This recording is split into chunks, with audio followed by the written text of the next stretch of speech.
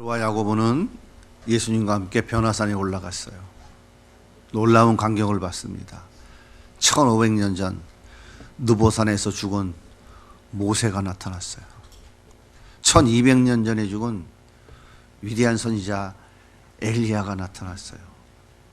예수님과 함께 대화하는 거예요.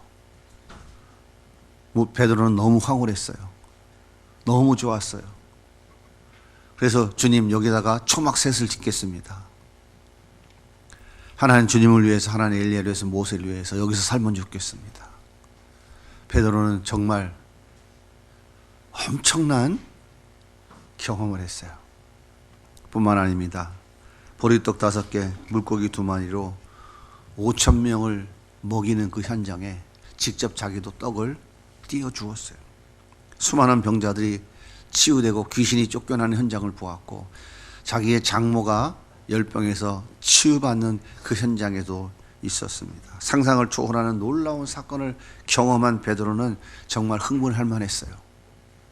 아마 제가 2000년 전 그 자리에 있었다면 저는 더 했을지도 모를 것 같아요. 얼마나 놀랍습니까? 베드로는 결단했어요. 그래, 이제 남은 여생은 예수님 따라가는 거야. 예수님과 함께 가는 거야. 그런 결단했어요. 머지않아서 예수님이 이제 이스라엘 왕이 되시면 나도 한 자리 할 수 있지. 내가 누구야? 예수님의 수제자인데 당연히 좋은 자리 하나 차지할 거야. 내가 갈릴리 촌놈이잖아. 물고기 잡는 천하디 천한 어부잖아. 그런데 이 나라의 높은 벼슬을 내가 한 자리 할 수 있다. 와, 내 인생은 완전히 이제 대반전이 일어난 거야. 베드로는 흥분할 수밖에 없었어요. 그렇게 기대에 가득 찬 베드로와 제자들은 예수님과 함께 예루살렘 성으로 들어갔습니다.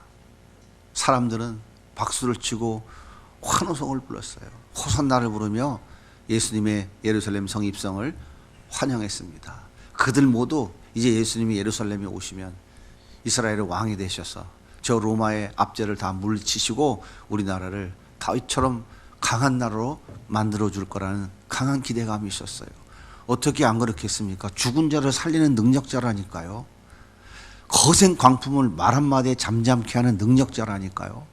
문둥병자를 눈앞에 고치고 중풍병자를 고치는 그분이라니까요. 그분이 말 한마디에만 하면 로마의 병정들은 다 그냥 끝장나는 거죠. 얼마나 흥분했겠어요. 그분이 예루살렘 성에 입성했다니까요. 사람들은 환호했어요. 베드로도 제자들도 이제는 우리 인생이 드디어 새롭게 시작되는구나, 감격이 가득했어요. 그런데 이게 웬일입니까? 그 능력이 예수님이 저 하찮은 군졸들 몇 명에 끌려간 거예요. 재판장에 끌려갔어요. 아니, 이게 웬일입니까? 베드로는 도저히 이해할 수 없었어요. 그래서 예수님 뒤를 따라갔어요. 어떻게 되나 보려고. 그런데 예수님은 사형 선고를 받았어요. 그리고 결국 예수님 십자가에 매달렸습니다. 그 순간 베드로 제자들은 산산조각 그 꿈이 깨지고 말았어요. 오히려 제자라는 이유 때문에, 예수님을 따라다녔다는 이유 때문에 저들에게 불이익을 당할 것이 두려웠어요. 그래서 그는 십자가를 등지고 자기의 살 길을 위해서 도망쳐 버렸습니다. 도망간 베드로는 3년 전 팽개쳤던 배와 그물을 다시 챙겨서 갈릴리에 물고기 잡으러 나갔어요. 그런데 웬일인지 그날따라 영 물고기가 잡히지 않아요. 밤새도록 애썼는데 한 마리도 잡지 못했습니다. 새벽녘에 동이 터오자 베드로는 이제 지칠 대로 몸이 지쳐서 들어가기 위해서 그물을 거두어 들이고 있었어요. 그런데 누군가가 호숫 저쪽 편에서 하는 얘기가 들렸어요. 그물을 배 오른편에 한번 던져봐라. 이런 이야기가 들렸어요. 아직 동이 트지 않아서 그 사람이 누군지는 모르겠는데 아무튼 저 건너편에서 누군가가 하는 이야기가 물결을 타고 베드로 귀에 들렸어요. 베드로가 자존심이 상했어요.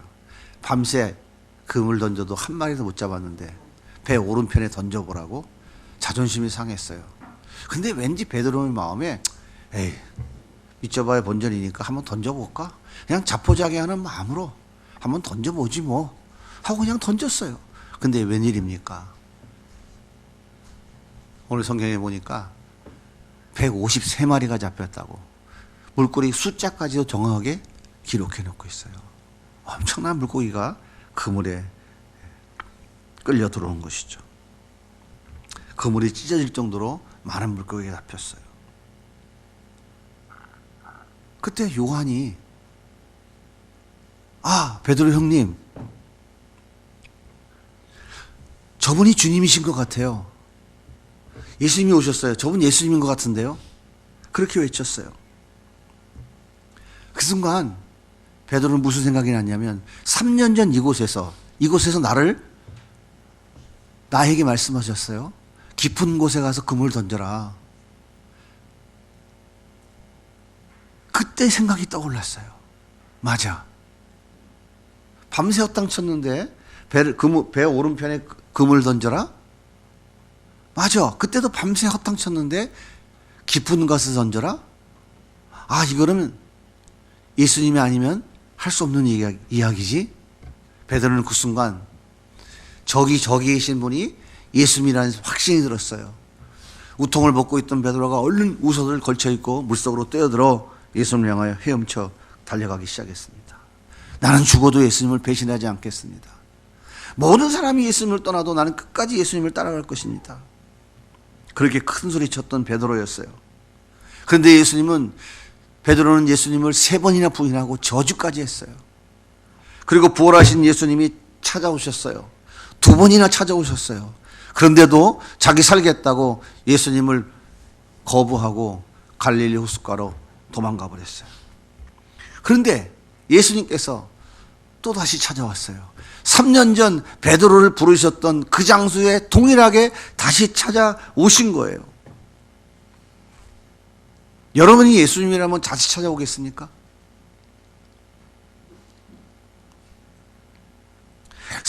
세 번이나 부인했어요. 나 예수 모른다고. 저 사람 모르는 사람이라고.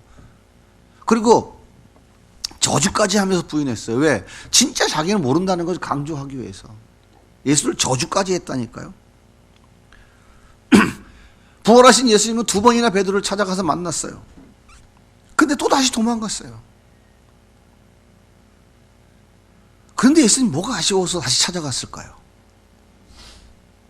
3년 전 베드로를 처음 만났던 그 자리에 다시 찾아오셨어요.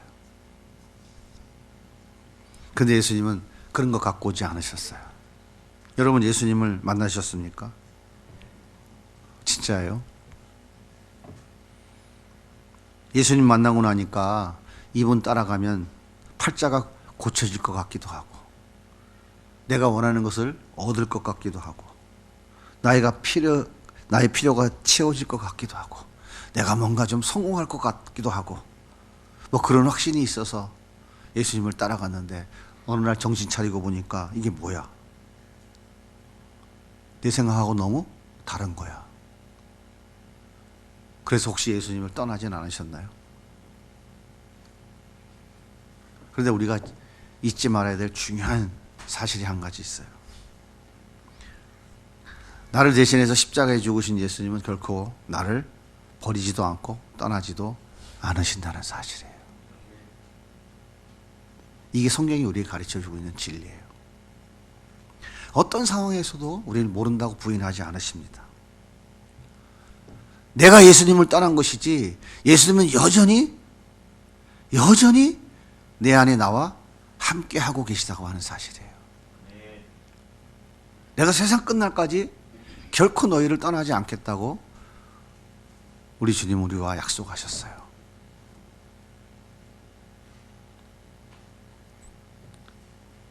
예수님은 배신자들에게 진노와 저주를 퍼부으려고 복수하기 위해서 찾아오신 것이 아닙니다. 뭔가 그들에게 아쉬운 것이 있어서 뭔가 더 써먹을 만한 구석이 있어서 그들을 찾아오신 게 아니에요. 그렇다면 도대체 예수님은 왜 다시 찾아오셨을까요? 왜 그들을 찾아온 거예요 도대체? 이유가 뭐냐고요? 이유가 뭘까요? 그 이유는 딱 한 가지예요. 사랑하기 때문이에요. 아이, 그게 말이 돼? 어떻게 중개 없는데 내가 사랑을 받아? 어떻게 그 사람들을 그 제자들을 찾아가? 말도 안 되는 소리지. 이것이 우리의 생각이라고요. 이것이 범죄한 인간들의 생각이라고요. 그런데 하나님은 달라요. 그럼에도 그분은 우리를 사랑하신다니까요. 이게 기독교가 종교가 아니라고 하는 이유인 거예요. 어떻게 사랑받을 짓을 했습니까? 뭔가 대가를 받을 만한 짓을 했어요. 맞아 죽어도 시원찮죠. 그런데 그들을 사랑하신 거예요. 이 놀라운 사실을 깨달은 바울이 이렇게 얘기해요. 같이 한번 읽어볼까요? 시작. 우리가 아직 죄인 되었을 때에 그리스도께서 우리를 위하여 죽으심으로 하나님께서 우리에 대한 자기의 사랑을, 나는 아직 죄인이었어. 난 죽을 죄인이야. 근데 예수님이 나를 찾아오셨어. 그것은 뭔가 생각해봤어. 고민해봤어. 그랬더니 그것은 주님이 나를 사랑하신다는 확증이었어. 이것이 베드로의 고백이에요. 바울의 고백이에요. 여러분 생각해보세요. 바울이 어떤 사람입니까? 예수 믿는 사람 붙잡아다 옥에 가두고 죽이는 것 열심을 다했던 사람이에요. 아주 악명 높은 핍박자였습니다. 스데반 집사 돌로 쳐 죽일 때 그는 증인석에 앉아 있었던 사람이에요. 그러면 예수 죽일 때는 거기 없었겠어요? 예수를 십자가에 못 박아라 해야 된다라고 말하던 공의의 의원이 바울이었다고요. 영원히 지옥불에 죽어야 될 죄인이었습니다. 그런데 그 용서받을 수 없는 죄인인 나를 예수님이 찾아오셔서 만나주신 거예요. 다메섹 도상에서. 바울이 고민해 본 거예요. 어떻게 나 같은 죄인을 찾아오셨을까? 어떻게 나 같은 이 용서받을 수 없는 죄인을 찾아오셔서 만나주셨을까? 바울이 아무리 고민하고 연구하고 생각해 봤어요. 아무리 봐도 답이 없어. 율법에서는 눈은 눈으로, 이는 이로, 율법을 어긴 자는 돌로 쳐 죽이라고. 예수를 핍박했으니까, 하나님의 이름을 망홀히 여겼으니까 돌로 맞아 죽어야 되는데 예수님이 찾아오신 거예요. 만나주신 거예요. 도저히 이게 해답을 찾고 찾았어요. 바울이 어떤 사람입니까? 당대 율법의 최고의 학자였던 권위자였던 가멜리엘 선생님의 제자였잖아요. 가멜리엘의 제자가 되는 것은 아무나 되는 게 아닙니다. 서울대학에 아무나 들어가는 것도 아닌 것 같이 서울대학 들어간 것과는 비교가 될 수 없는 철저한 신분과 과정을 거쳐야만이 들어갈 수 있는 게 가말리엘의 선생의 제자가 되는 거예요. 바울은 그 사람의 제자라니까. 율법을 너무너무 잘 아는 사람이에요. 자기는 죽어도 1000번, 10,000번 죽어야 될 사람인데 그 주님이 나를 찾아오신 거야. 이게 도대체 이유가 뭘까? 나를 만나주신 거야.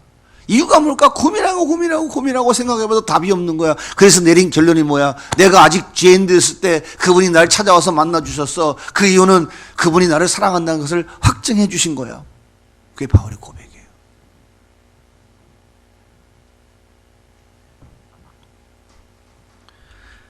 예수님께서 갈릴리 호숫가에 도망한 그 제자들을 찾아오신 것은 마찬가지예요. 나는 말이야 여전히 너희들을 무지하게 사랑하고 있단다. 그 사랑을 확증시켜 주시기 위해서 찾아오신 거예요.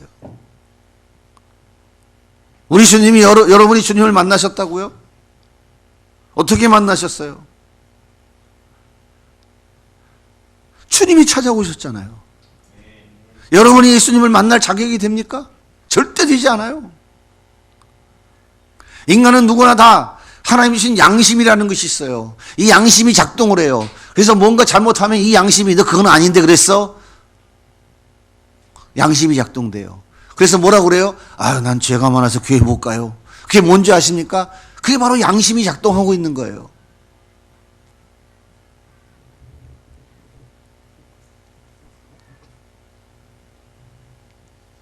예수님께서 이런 배신자들, 변절자들, 그들을 찾아와셔서 그들을 부르시는데 어떻게 부르시는지 성경을 한번 보시자고. 어떻게 부르시는지. 오늘 말씀 5절입니다. 예수께서 이르시되 얘들아 너에게 고기가 있느냐? 대답하되 없나이다. 얘들아 하고 부르셔요. 얘들아라는 말은 신약 성경을 기록한 성경 원문 헬라어로 파이디온이라는 말이에요. 파이디온 선교회 많이 들어오셨죠? 어린이들 전도하는 선교회잖아요. 파이디온은 어린아이를 가리키는 말이에요. 아니 제자들 나이가 어려서 예수님이 파이디온 얘들아 그렇게 부르시나요 지금? 아니 뭐 무시하는 거예요 지금? 그분은 돌덩이에다가 무슨 밧줄 들고 오신 게 아니라 그분은 찾아오셔갖고 얘들아 파이디온 이렇게 부르신다니까요. 마찬가지예요. 예수님께서 파이디온 얘들아라고 부르는 것은 그들이 나이가 어린 게 아니에요. 예수님보다 다 나이가 많아요. 그럼에도 그렇게 부르는 것은 나는 아직도 너를 너무너무 사랑하고 있단다. 너희들이 나를 배신하고 도망갔지만 너희들은 나를 버렸지만 나는 처음 너희들을 만났을 때처럼 여전히 변함없이 너희를 사랑하고 있는 거야 라고 표현하고 있는 거예요. 여러분 이게 기독교의 진리인 거예요.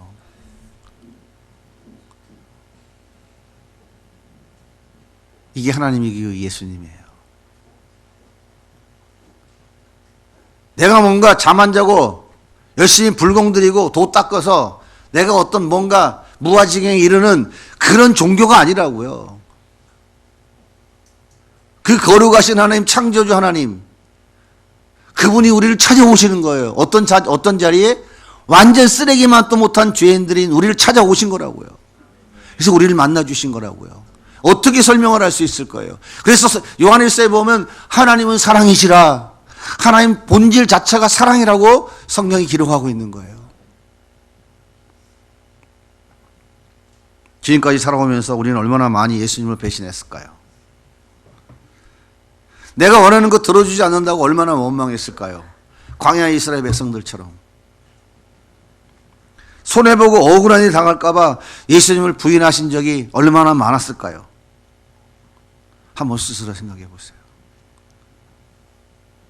이것이 정말 깨달아지고 그것이 사실이라고 내 마음속에 인정되어진다면 여러분들은 어떻게 하면 되겠어요? 도망가면 될까요? 도망가세요. 한번 도망가 보세요. 주님이 찾아간다니까요. 그래서 제가 알려드리는 거예요. 괜찮습니다. 그래도 괜찮아요. 주님 우리의 부족함을 다 아신다고요. 우리의 부족함을 다 아셔요. 때때로는 이게 아닌데 부끄럽고 죄송한 마음이 들 때도 있어요. 괜찮습니다. 우리 주님 우리의 연약함을 아시거든요.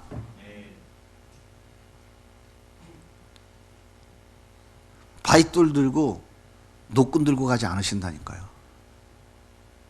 찾아오셔서 사랑하는 딸아, 사랑하는 아들아 하고 우리를 부르신다고요. 파이디온 하다 이렇게 부르신다고요. 우리 예수님 우리를 절대 정죄하거나 판단하지 않으십니다. 아주 오래 참고 인내하시면서 우리를 기다려주세요. 그리고 그 주님은 뭐라고 말씀하시냐면 내가 세상 끝날까지 너와 함께 할 거야 라고 말씀해 주신다고요. 오늘 말씀 21절 11절 한번 보겠습니다. 같이 읽어볼까요? 예수께서 이르시되 와서 조밥 먹으라 하시니 제자들이 주님이신 줄 아는 고로 감히 묻는 자가 없더라. 야, 이게 말이 됩니까? 파이디온 얘들아 라고 그 사랑의 마음을 표현한 연후에는 뭐라고 묻냐면 너희들 밥 아직 안 먹었지? 밥 먹어라. 왜? 밤새 물고기 잡느라고 헛땅 쳤잖아요. 예수님께서 뭐라 그래요? 이리 와 같이 밥 먹자 이렇게 말씀하시는 거예요. 예수님은 아침 도시락을 준비하고 오셨어요. 그리고 뭐라 그래요? 얘들아 물고기 잡은 것 좀 갖고 와. 내가 구워줄게. 우리 주님은 숯불도 미리 준비해 오셨어요. 숯불을 미리 준비해 오셨다니까요. 그리고 오셔서 배 오른편에 그물을 던지라 하면서 그들이 잡은 물고기 갖고 오라는 거예요. 물고기 구워주려고. 이게 예수님의 사랑이에요. 예수님이 우리를 어떻게 사랑하시는지를 지금 이렇게 그림으로 보여주고 있는 거예요. 베드로는 예수님이 가져오신 그 숯불을 보면서 무슨 생각을 했을까요? 아, 나는 예수님이 대제사장 가야바에게 지금 심판받고 있을, 재판받고 있을 때 나는 그 가야바의 뜰에서 숯불 쬐고 있었는데, 예수님이 그때 치조당하고 있을 때 한 여종이, 이 사람도 저 사람 따라다니는 사람이에요. 갈릴리 도상입니다. 예수님 따라다니는 사람이에요. 맞아요. 갈릴리 사람이에요. 그럴 때 난 예수님 3번 부인하고 저주까지 했는데, 아니 예수님 그 숯불 들고 오셔서 그런 나에게 물고기 갖고 와라, 내가 구워줄게 지금 말씀하고 계시는 거예요. 그 숯불을 보면서 베드로는 무슨 생각을 했을까요?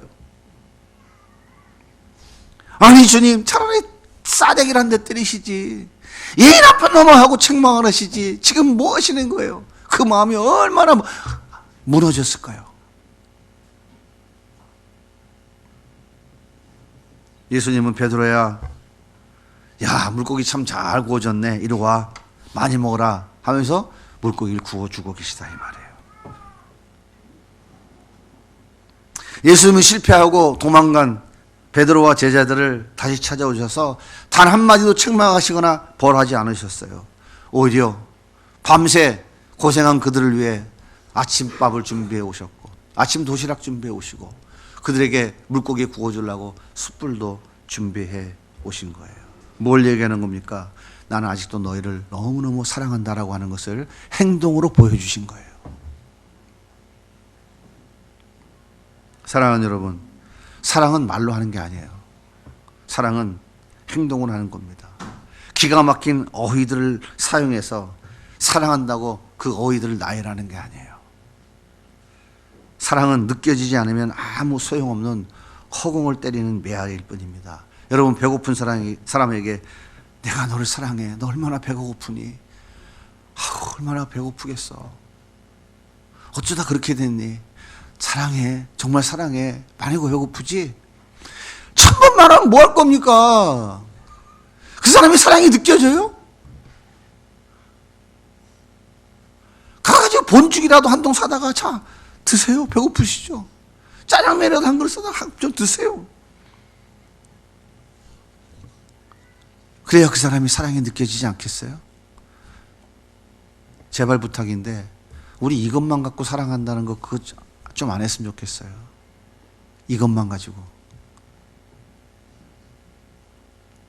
이것만 가지고 하는 사랑도 느껴지지도 않아. 우리 주님은 말로만 하신 게 아니에요. 행동으로 보여주셨어요. 그 행동이 바로 십자가예요. 십자가에 내 대신 죽으셔서 우리를 사랑한다는 그 사랑을 확증해 주신 거라고요. 우리는 그 사랑 때문에, 우리는 그 무서운 죄악에서 구원받아서 우리는 영원한 하나님 나라를 소망하면서 살아가는 사람들이 됐다고요. 우리는 베드로처럼 실패할 수 있습니다. 하나님과의 약속을 지키지 못할 때도 있어요. 원치 않는 실수를 저지를 때도 있어요. 십자가의 원수와 같이 살아갈 때도 때때로 있습니다. 하지만 그럼에도 불구하고 예수님 우리를 버리거나 외면하지 않으신다는 거예요. 저는 여러분에게 기복주의 설교를 하고 있는 게 아니에요. 우리가 무엇을 알아야 되냐면, 내가 예수님을 어떻게 사랑하고 있는가, 내가 예수님을 어떻게 위하여 무엇을 위하여 하고 있는가라고 생각하기 전에 예수님이 나를 어떻게 사랑하고 계시는가, 그분은 나를 얼마나 사랑하고 계시는가를 먼저 깨달아 알아야 된다 이 말이에요. 지금 이 말씀을 전하는 거예요. 그 사랑을 모르니까 큰소리 치면서 사는 거예요. 그 십자가의 사랑이 모르니까 잘났다고 큰소리 치고 살아가는 거예요. 그 십자가의 사랑과 은혜가 모르니까, 그 예수님이 나를 사랑하는 그 사랑이 뭔지 모르니까 말로는 예수 믿는다고 하면서 예수를 십자가에 못 박는 삶을 살아가는 거예요. 내가 예수를 이렇게 사랑하는데, 그래서 나 이렇게 집 팔아서 헌금했잖아. 내가 예수님을 이렇게 사랑하고 존경하는데, 그래서 내가 이렇게 헌신했잖아. 그게 아니고요.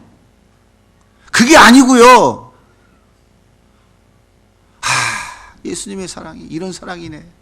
나를 이렇게 사랑하셨네. 나 같은 놈한테 찾아오셔서 도시락 싸갖고 오시고 숯불 갖고 와서 물고기까지 구워주시면서 봐야죠. 얘들아, 난 지금 너를 사랑해. 와, 나는 그렇게 예수님 배신하고 버리고 도망다녔는데 우리 주님은 그런 분이 아니네. 와, 그 주님이 나를 사랑하는 게 이 사랑을 어떻게 하면 좋아? 그래요, 주님. 주님 저에게 요구하시는 게 뭐예요? 주님, 제가 주님을 위해서 주님 뜻하는 게 무엇인지 가르쳐 주세요. 거기에서 나오는 것이 방법이고 행위인 거예요. 성경에 보십시오. 하나님께 쓰임받은 자들이 그냥 된 사람이 있는 줄 아십니까? 서울대학 나오고 하버드 대학 나왔다고 하나님 쓰신 줄 아세요?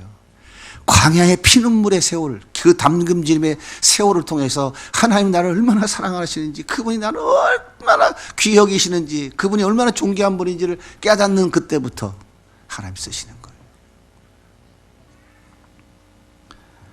베드로야, 네가 나를 사랑하냐? 그렇게 물으셨던 주님께서 그 주님이 우리에게 지금 묻고 계신다고. 네가 나를 사랑하냐? 내가 너를 얼마나 사랑하고 있는지 네가 알고 있느냐? 묻고 계신다고. 여러분 한번 생각해 보세요. 주님이 오늘 본문 뒤에 우리가 읽지는 않았지만 주님 물으셔요. 베드로야, 네가 나를 사랑하느냐? 내가 너를 얼마나 사랑하는지를 다 보여주셨잖아요. 그러고 나서 묻는 거예요. 네가 나를 사랑하느냐? 여러분이 주님의 이 사랑을 받았다면 어떻게 대답하시겠습니까? 여러분의 대답을 제가 대신해 드릴게요. 여러분 정말 그 사랑을 받았다고 확신한다면, 그 사랑을 여러분이 안다면 주님이 주신 사명을 위해서 달려가십시오. 그분을 위하여 살아가십시오. 그러면 망한 것 같아도 하나님이 세우시고요, 죽을 것 같아도 하나님이 세우시고요, 거지인 것 같아도 하나님이 부활자로 세우십니다.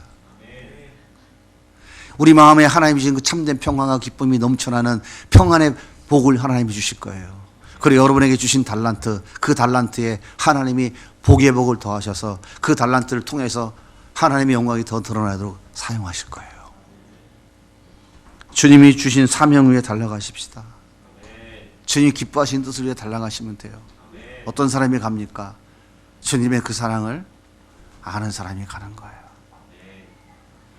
네 앞에 여러 가지 어려움이 닥친다 할지라도 주님의 그 사랑을 진정으로 깨달았다면 우리는 넉넉히 승리해야 됩니다. 주님의 사랑에 반응하는 삶을 살아내는 우리 모든 성도님들 될 수 있기를 예수님의 이름으로 간절히 소원합니다.